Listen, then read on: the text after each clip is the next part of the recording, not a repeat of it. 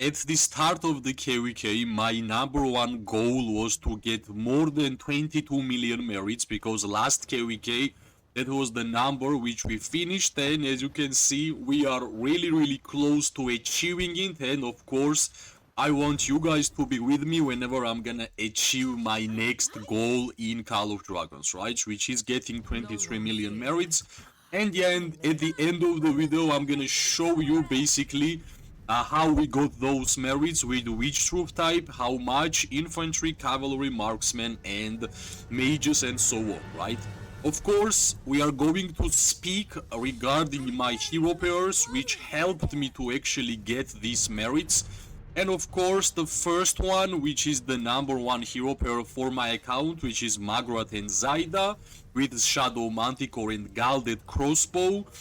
We have Inara and Musyang with Snow Peak Rock and Rattle Spear.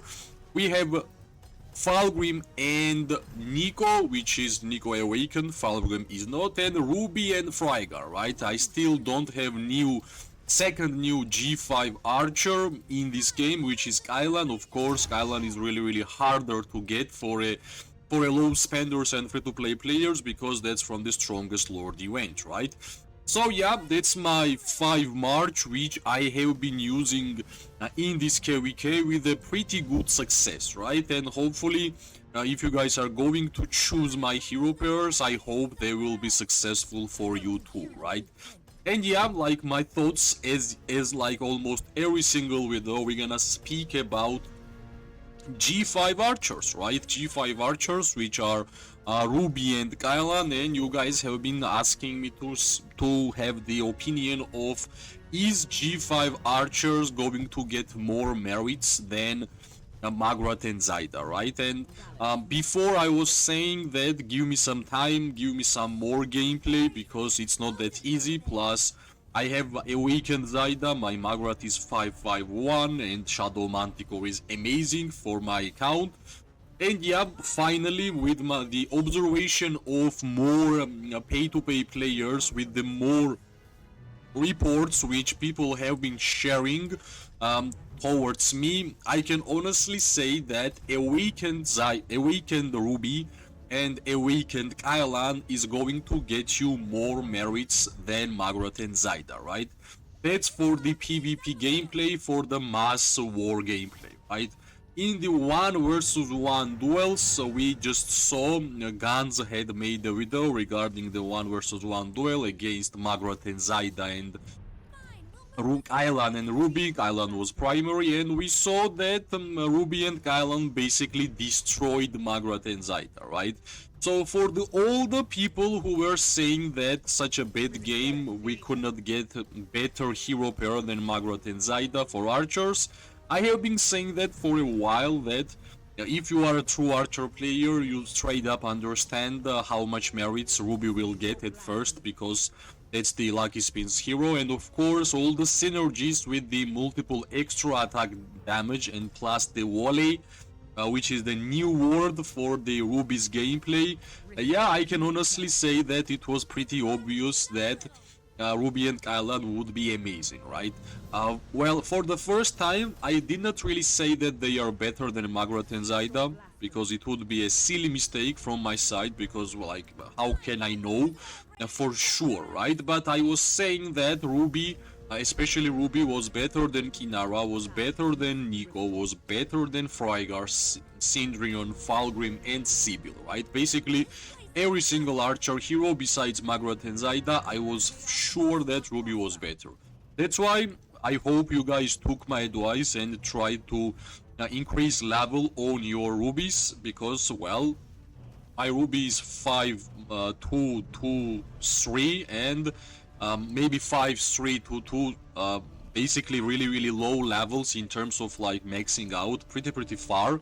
But I have been getting same amount of merits as Kinara, Nico, Valgrim, I don't know, any other hero pairs besides Magrat and Zaida, right? Because, well, on my Magrat and Zaida, I have one of the best Shadow Manticores which I have seen in general, and I'm going to make it even better, right? So yeah, basically my final verdict towards G5 archers. I highly advise everybody to invest in G5 archers because those ones are going to get you a lot of merits, right? A huge amount of merits, and of course, you generally want to have 5 marchers with whom you are going to be fighting in the open field PvP, right? And yeah, since I started using my 5 marchers, my total gameplay changed. I'm dealing way more damage to infantry, and in general I feel like I'm dealing way more damage to any troop type around the battlefield, right?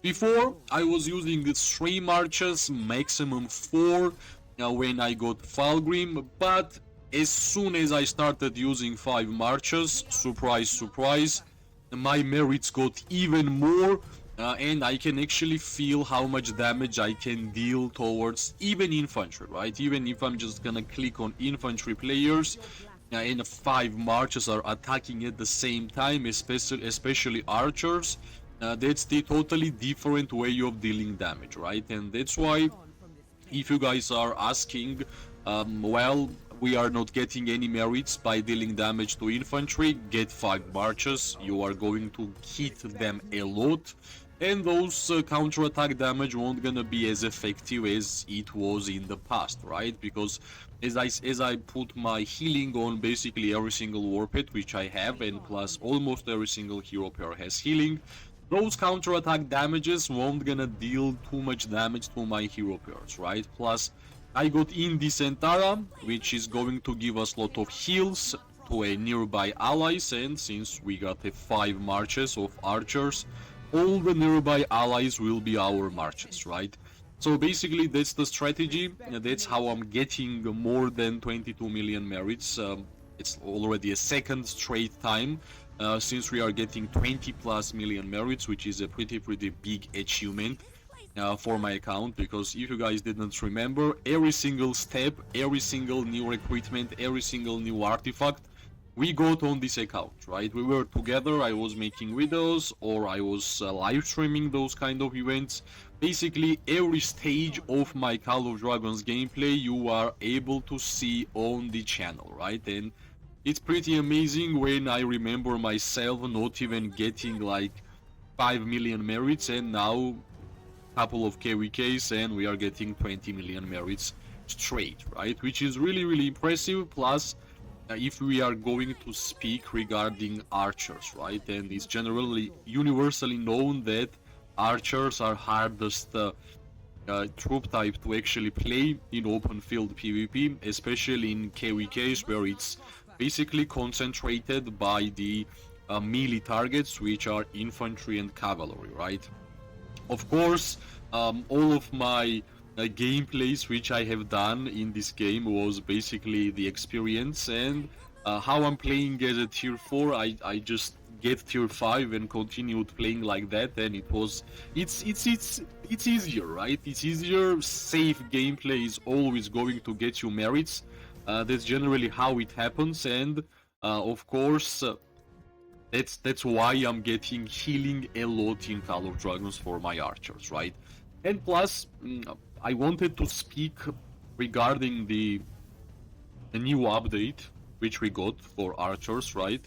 When our mage players are dealing damage to us, we are getting magic resistance, right? And we are getting also the march speed, right? Of course, when I read that update, I already shared my opinion how impressive and important that update would be for archers. But of course, since I'm fighting since the update and I got more experience in actual open field, I can have even better opinions, right? And yeah, like right now, for example, I need like a couple of seconds of concentration because we might get stuck, which we never want to get, right? So regarding the major update and the archer buffs, right? Of course, it's always better to have more resistance towards the troop types which are basically countering you, right? And mages were always countering archers because of the simple fact that range was the factor, right?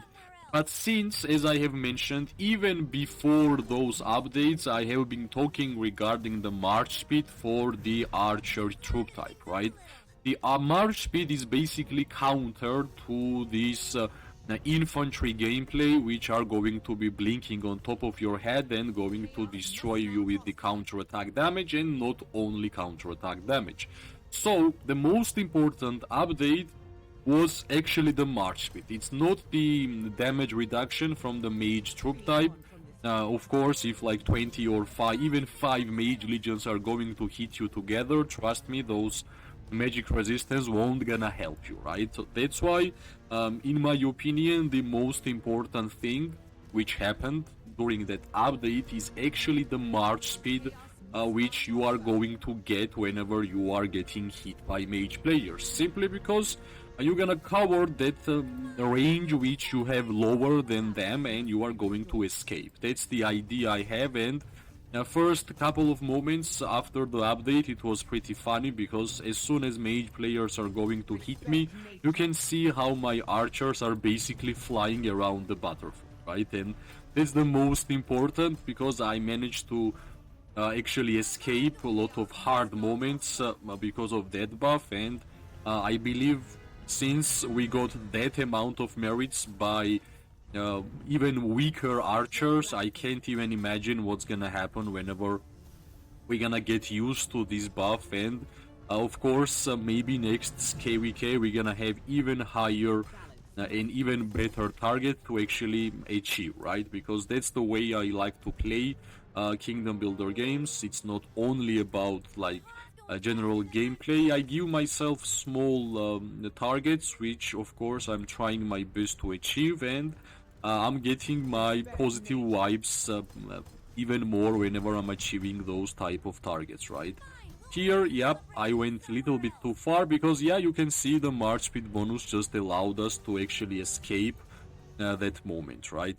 Now, of course, in this fight, we're gonna get targets more of the infantry players rather than anything else, and merits might not be that impressive, because for archers, for us to have impressive like 100k merits or even more, which I had in this KVK with Magrat and Zaida, we need to have more time dealing damage to mages or archers, right? That's the minimum requirement which you should follow, right? If you want to get more merits, focus on ranged troops.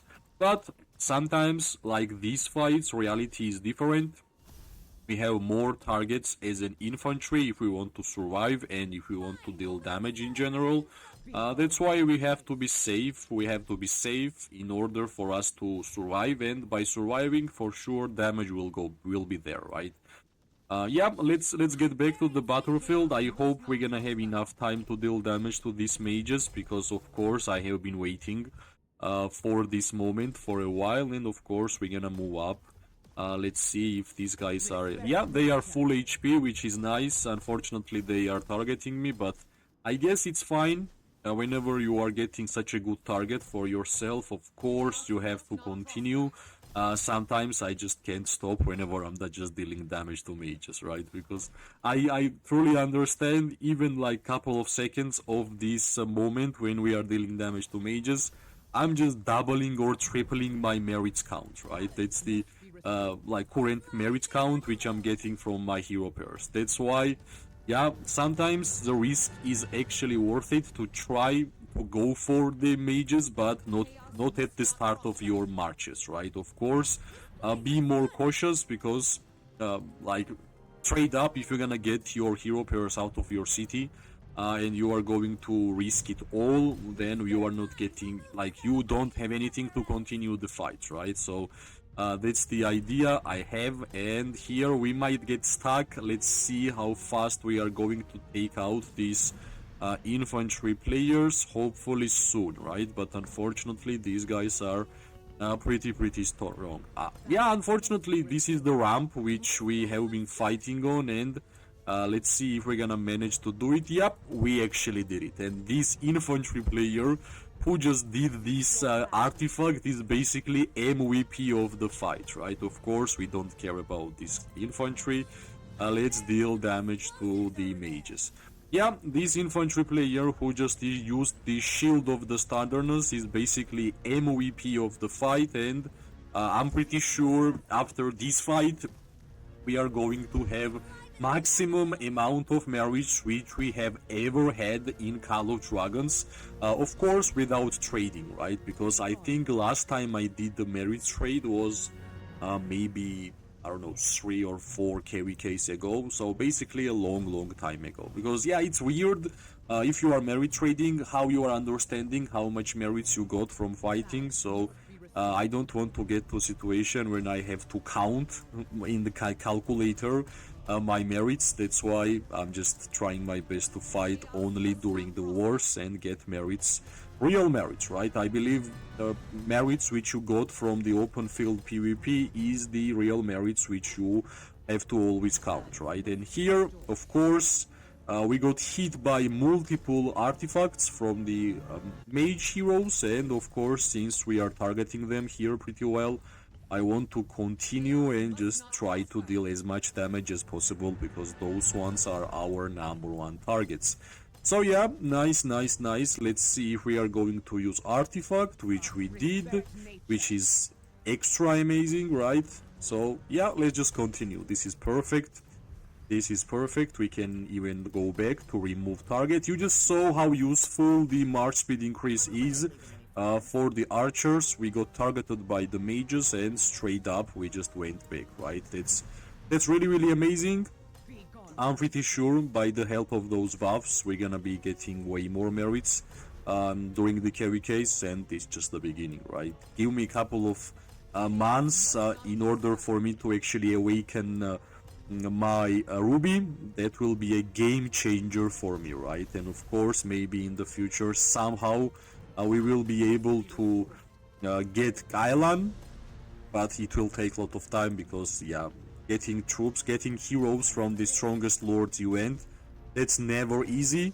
And yeah, let's see. This was perfect. This is actually amazing how much damage we just did here. We basically had only mage targets, which is of course cool, but unfortunately we also had low HP on our damage dealers. But I believe we're gonna still get a lot of merits from this 5 March. And yeah, unfortunately Ruby was not alive whenever we were fighting here, so yeah, just move forward.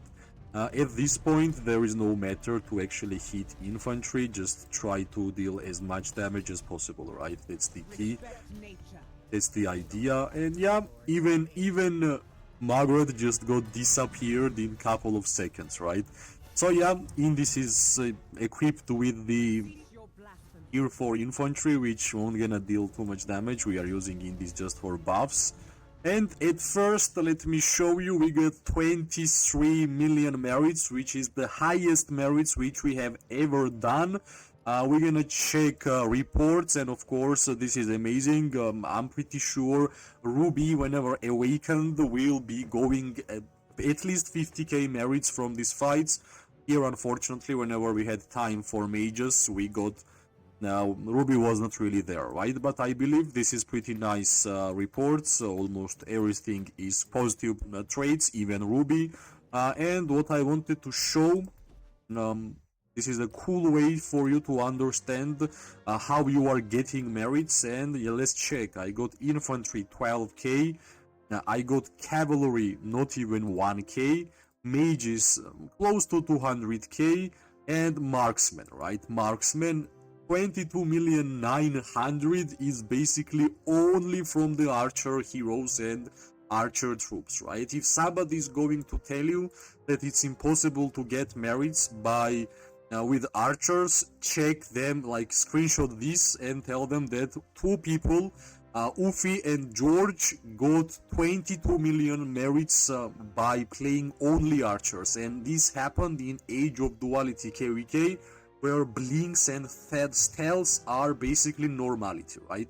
This is really impressive. GG's to Ufi, GG's to me, and of course we are going to continue the gameplay, right? So yeah, basically I wanted to showcase the record amount of merits on the account. As always, if you like the video, press like, subscribe, share. It always gives me more and more motivation to make more content for this game. I wish everybody an amazing day, morning and night. We are going to see each other really soon. Bye bye and good luck.